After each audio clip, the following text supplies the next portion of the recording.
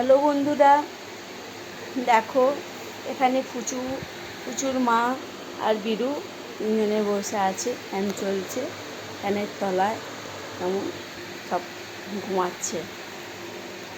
পুচু, এই পুচু, ওইখানে কে পায়খানা করলো? খাওয়ার জায়গায় পায়খানা করে?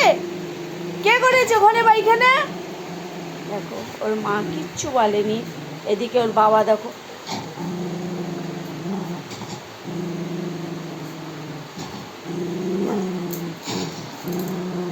পুচুকে বকেছি বলে বিরুর হাল দেখো।